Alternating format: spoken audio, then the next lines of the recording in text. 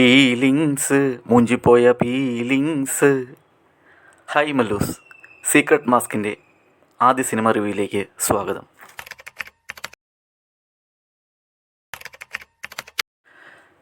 അല്ലു അർജുൻ്റെ Pushpa 2 Pushpa the rule എന്ന് പറഞ്ഞ സിനിമ ഇപ്പം തിയേറ്ററിൽ നിന്ന്, അതായത് 4 മണിയുടെ ഷോ കണ്ട് ഇറങ്ങിയതേ ഉള്ളൂ.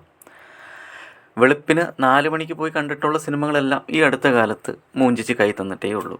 അങ്ങനെ വിചാരിച്ച് തന്നെയാണ് ഇതിനും കയറി കൊടുത്തത്. പക്ഷേ അത്ര മോശം എന്നൊന്നും പറയാൻ പറ്റില്ല. കാരണം പൊതുവേ നമ്മൾ തെലുങ്ക് സിനിമ എങ്ങനെയായിരിക്കും മലയാളത്തിലേക്ക് വന്നു കഴിഞ്ഞാൽ അതേ ലെവലിൽ തന്നെയാണ് എടുത്തിരിക്കുന്നത്. പക്ഷേ നമ്മൾ മലയാളികൾക്ക് നമ്മുടേതായ കാഴ്ചപ്പാടും കാര്യങ്ങളും ഉള്ളത് കൊണ്ട് ഇത് മോശമായിട്ട് തന്നെ കൂടുതൽ റിവ്യൂ അങ്ങനെ തന്നെയായിരിക്കും വരുന്നത് തന്നെ.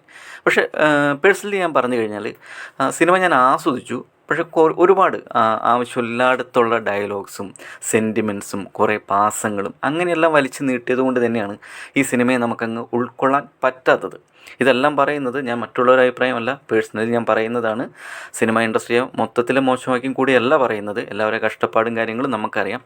എന്നിരുന്നാൽ തന്നെയും ദയവ് ചെയ്ത് ഇനി നിങ്ങൾ സെക്കൻഡ് പാർട്ട്, അതായത് വിജയിച്ച ഒരു സിനിമയുടെ സെക്കൻഡ് പാർട്ട് എടുക്കുക എന്നുള്ള പരിപാടി നിർത്തി വെച്ചാൽ തന്നെ പകുതി സമാധാനം ഉണ്ടാവും. കാരണം ഇറങ്ങിക്കഴിഞ്ഞാൽ നമുക്കും അത് പോയി കണ്ടേ പറ്റുള്ളൂ എന്നൊരു ചിന്താഗതി ഉണ്ടാവും. നമ്മൾ എങ്ങനെയാലും പൈസ മുടക്കി അത് കാണാനും പോവും. പിന്നെ ഇതേപോലെ നമ്മൾ വന്ന് റിവ്യൂ പറയുകയും ചെയ്യും.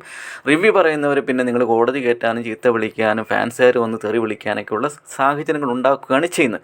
അതിന് പകരം ഈ സെക്കൻഡ് പാർട്ട് എടുക്കാതിരിക്കുകയല്ലേ നല്ലത്. നമുക്ക് നായകനെക്കുറിച്ച് പറയുകയാണെങ്കിൽ, അതായത് അല്ലു അർജുനെക്കുറിച്ച് പറയുകയാണെങ്കിൽ അദ്ദേഹത്തിൻ്റെ, അതായത് നമ്മൾ എക്സ്പെക്റ്റ് ചെയ്യുന്ന രീതിയിൽ തന്നെ അദ്ദേഹം അഭിനയിക്കുകയും സ്വതവേയുള്ള ഡാൻസ് കളിയും കാര്യങ്ങളും ആക്ഷനും എല്ലാം കാണിച്ചിട്ടുണ്ട്. പക്ഷേ ഇതിൽ കാണിച്ചിരിക്കുന്ന ഒരു ഫൈറ്റ് സീൻ, അതായത് കൈയും കാലും കെട്ടിയൊക്കെ ഇട്ടിട്ടുള്ളൊരു ഫൈറ്റ് സീൻ, അത് നമുക്കൊന്നും ഉൾക്കൊള്ളാൻ പറ്റുന്ന ഒരു രീതിയിലുള്ള ഫൈറ്റ് സീൻ അല്ല. പക്ഷേ മാസമായിട്ട് തന്നെ കാണിച്ചിരിക്കുകയാണ്. പിന്നെ നമ്മളത് കണ്ടു ആസ്വദിച്ചു എന്ന് പറയാൻ മാത്രമേ നമുക്ക് പറ്റുള്ളൂ. അങ്ങനെ ഒരു സീനിൻ്റെ ഒന്നും ശരിക്കും പറഞ്ഞാൽ അങ്ങനെ കാണിക്കേണ്ട ആവശ്യമില്ല. കാരണം പുഷ്പ 1 ആ മുഖം മൂടി, അത് ചാക്ക് കെട്ടി വരുന്നൊരു ഫൈറ്റ് സീൻ ഉണ്ടല്ലോ, അതുപോലെ തന്നെ ഇതിലേക്ക് കാണിച്ചു കൊടുത്താണ്, മാസ് കാണിക്കാൻ വേണ്ടി ചെയ്തതാണ്. പക്ഷെ അതെല്ലാം നമുക്കൊരു വളിപ്പായിട്ടാണ് നമ്മളെ പോലുള്ളവർക്ക് തോന്നുകയുള്ളൂ. കാരണം എന്ന് പറഞ്ഞു കഴിഞ്ഞാൽ പുഷ്പ 1 ആ കാണിച്ച ആക്ഷൻ സീൻ എന്നൊക്കെ പറഞ്ഞാൽ നമുക്ക് എന്താ പറയുക, നമുക്കത് ഭയങ്കര ഒരു രസമായിട്ട് തോന്നിയിരുന്നു. അല്ലെങ്കിൽ നമ്മളും ആ ഒരു മാസിനോട് ഒപ്പം തന്നെ ഉണ്ടായിരുന്നു. പക്ഷേ ഇതിൽ കാണിക്കുമ്പോൾ എന്താ പറയുക, നമ്മുടെ നാട്ടിലൊക്കെ ഒരു സൈസ് പുഴു ഉണ്ടായാലും അദ്ദേഹത്തേക്ക് ഇങ്ങനെ മണ്ണെണ്ണ ഒഴിക്കുകയോ അല്ലെങ്കിൽ ഒഴിച്ച് കഴിഞ്ഞാൽ അതിങ്ങനെ പൊളഞ്ഞ് പോണ കാണാം. അതായത് പല നാടുകളിലും പല പേരിലാണ് പുഴു അറിയപ്പെടുന്നത്. എന്നിരുന്നാൽ തന്നെയും അതുപോലുള്ള പുഴുക്കളെ പോലെയൊക്കെയാണ് അല്ലു അർജുൻ്റെ ആ ഫൈറ്റ് സീൻ എനിക്ക് ഫീൽ ചെയ്തത്. അതായത് ഞാഞ്ഞൂലോ അല്ലെങ്കിൽ മണ്ണിരോ ഒക്കെ ഇഴഞ്ഞു പോകുന്ന പോലെ ഒരു ഫൈറ്റ് സീൻ, അതൊന്നും വേണ്ടിയിരുന്നില്ല എന്നാണ് എനിക്ക് എൻ്റെ ഒരു പേഴ്സണലി അഭിപ്രായം പറയുന്നത്. എൻ്റെ ദൈവമേ, അടുത്തത് പറയേണ്ടത് നമ്മുടെ നായികേനെ കുറിച്ചാണ്. അല്ല, എന്താ പറയുക, നായികയ്ക്ക് ഈ എല്ലാ രീതിയിലും നായികയുടെ വയറ് കാണിക്കുക അല്ലെങ്കിൽ ക്ലീവേജ് കാണിക്കുക, ഈ ഒരു പോർഷന് വേണ്ടി മാത്രമാണ് നമുക്ക് നായികയെ ഉണ്ടാവുന്നത്. അത് ഇപ്പോഴും അല്ലെങ്കിൽ തെലുങ്ക് സിനിമയിൽ അങ്ങനെ തന്നെയാണ്. അത് നമ്മളെപ്പോലുള്ളവർക്കൊന്നും പറ്റുന്ന കാര്യമല്ല. എന്താ പറയുക, രശ്മിക ഒരു സാരി ഉടുത്തുകൊണ്ട് വന്നു കഴിഞ്ഞാൽ വയറും എല്ലാം കാണിച്ചുകൊണ്ടുള്ള വരവ് തന്നെയാണ് എല്ലാ സീനുകളിലും. പിന്നെ പറയത്തക്ക രീതിയിലുള്ളൊരു ഇമോഷൻ സീനോ കാര്യങ്ങളോ ഒന്നും നായികയുടെ ഭാഗത്ത് നിന്ന് നമുക്ക് കിട്ടിയിട്ടില്ല. അഭിനയിക്കേണ്ട രീതികളും വന്നിട്ടില്ല. എവിടേക്കോ എന്തൊക്കെയോ ഡയലോഗ് പറയുന്നുണ്ട്, അതെല്ലാം നമ്മളെ ഇമോഷണലി എന്താ പറയുക വിഷമിപ്പിക്കുന്ന തരത്തിലേക്കാണ് നായിക അവതരിപ്പിക്കുന്നതെങ്കിൽ പോലും തിയേറ്ററിൻ്റെ അകത്ത് ചിരിയും ബഹളം തന്നെയായിരുന്നു ആ സീനെല്ലാം.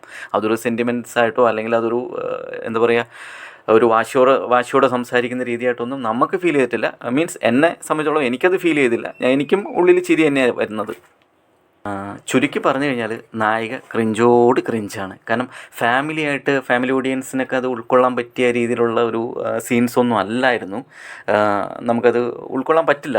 എന്താ പറയുക, ബി ഫ്രാങ്കായിട്ട് പറഞ്ഞു കഴിഞ്ഞാൽ തന്നെ ആവശ്യമില്ലാത്തടത്തുള്ള റൊമാൻസ് സീനുകളും പാട്ട് പിന്നെ തെലുങ്കന്മാരുടെ കുത്തകയാണല്ലോ. അത് ആവശ്യമുള്ളിടത്ത് അനാവശ്യമായിട്ടൊക്കെ അവർ എന്താ പറയുക കൂട്ടിച്ചേർക്കുന്ന പരിപാടി തന്നെയാണ്. എന്നാലും ഇതിലും നമുക്ക് വലിച്ചു നീട്ടി തന്നെയുള്ള പാട്ടുകളായിട്ട് തന്നെയാണ് ഫീൽ ചെയ്തിരിക്കുന്നത്. ഇനി നമ്മുടെ അഭിമാന താരം ഫഹദ് ഫാസിലിനെ കുറിച്ച് പറയുകയാണെങ്കിൽ, അതായത് നമ്മൾ പുഷ്പ 1 അദ്ദേഹത്തെ കാണിക്കുന്നൊരു ഇൻട്രോ സീനുണ്ട്. മോനെ, നമുക്കത് ഇപ്പോഴും നമ്മുടെ മനസ്സിൽ നിന്ന് പോവുകയില്ല. അത് ഓർക്കുമ്പോൾ തന്നെ രോമാഞ്ചിഫിക്കേഷൻ തന്നെയാണ്. അതുപോലെ തന്നെ ഒരു ഇൻട്രോ സീനാണ് നിങ്ങൾ എക്സ്പെക്റ്റ് ചെയ്ത് പോകുന്നതെങ്കിൽ എൻ്റെ ഒരു അഭിപ്രായം പറഞ്ഞു കഴിഞ്ഞാൽ നിരാശയായിരിക്കും ഫലം. പിന്നെ അദ്ദേഹത്തിൻ്റേതായ സ്റ്റൈലിൽ ആ രീതിയിൽ തന്നെ തനത് ശൈലിയിൽ തന്നെ നല്ല രീതിയിൽ തന്നെ അഭിനയിച്ചിട്ടുണ്ട്. മോശം എന്നൊന്നും പറയാൻ പറ്റില്ല, പക്ഷേ കൊലമാസ് എന്നും പറയാനും പറ്റില്ല. കുഴപ്പമില്ലാത്ത രീതിയിൽ തന്നെയാണ് ഫഹദിൻ്റെ വേഷം കൈകാര്യം ചെയ്തത്. മിക്കവാറും അത് എന്താ പറയുക, തെലുങ്ക് ഡയറക്ടറുടെ ഒരു മിസ്റ്റേക്കായിട്ട് തന്നെയാണ് എനിക്ക് തോന്നുന്നത്. കാരണം അദ്ദേഹത്തെ അങ്ങനെ ആയിരുന്നില്ല ഉപയോഗപ്പെടുത്തേണ്ടിയിരുന്നത് എന്നെനിക്ക് സിനിമ കണ്ടപ്പോൾ തോന്നി. കൂടുതലായിട്ടൊന്നും പറയാനൊന്നുമില്ല. അതായത് നമ്മളിപ്പോൾ കുറേ നാളുകൾ കൊണ്ട് തങ്കച്ചി പാസമാണ് കണ്ടുകൊണ്ടിരിക്കുന്നത്. ഈ തങ്കച്ചി പാസമൊക്കെ കണ്ട് മടുത്തവർക്ക് പുതിയൊരു പാസത്തിലേക്ക് കൈപിടിച്ച് കൊണ്ടുപോകുന്നുണ്ട് സുകുമാർ ഡയറക്ടർ. അതായത് ചെറിയച്ഛൻ പാസം. ആ പാസത്തോടെ തീരുമെന്ന് വിചാരിച്ചപ്പോൾ വീണ്ടും വരുന്നു ചേട്ടൻ പാസം, അമ്മായി പാസം, അമ്മ പാസം, അങ്ങനെ പാസത്തോട് പാസമാണ് ഈ സിനിമ എന്ന് പറഞ്ഞു കഴിഞ്ഞാൽ. അപ്പോൾ കാര്യം ഇത്രയേ ഉള്ളൂ. അതായത് പുഷ്പ പറയുന്നത് പോലെ തന്നെ പുഷ്പ 1 ഫയർ ആണെങ്കിൽ പുഷ്പ 2 വെറും ഫ്ലവറായി. ഒരിക്കലും ഇതൊരു മോശം സിനിമയാണെന്ന് ഞാൻ പറയുന്നില്ല. കാരണം എന്ന് പറഞ്ഞു കഴിഞ്ഞാൽ നമുക്ക് തെലുങ്ക് സിനിമയുടെ എന്താ പറയുക കഥ, അല്ലെങ്കിൽ തെലുങ്ക് സിനിമയുടെ ആ ഒരു രീതികളെല്ലാം നമുക്കറിയാം. അതുകൊണ്ട് തെലുങ്ക് സിനിമ ഇഷ്ടപ്പെടുന്നവർക്ക് ഇത് ധൈര്യമായിട്ട് ടിക്കറ്റ് എടുക്കുകയും ചെയ്യാം. എന്നാൽ മറിച്ചാണ് നിങ്ങൾ ചിന്തിക്കുന്നതെങ്കിൽ തമ്പനിയിൽ ഞാൻ എന്താണോ ഹെഡിങ് ആയിട്ട് പറഞ്ഞിരിക്കുന്നത് എനിക്ക് അതേ പറയാനുള്ളൂ. ഇതെല്ലാം തികച്ചും എൻ്റെ പേഴ്സണൽ ഒപ്പീനിയൻ മാത്രമാണ്. ഓക്കെ, അപ്പോൾ പുതിയൊരു വീഡിയോ ആയിട്ട് വരുന്നത് വരെ നമുക്ക് വീണ്ടും കാണാം. ബൈ.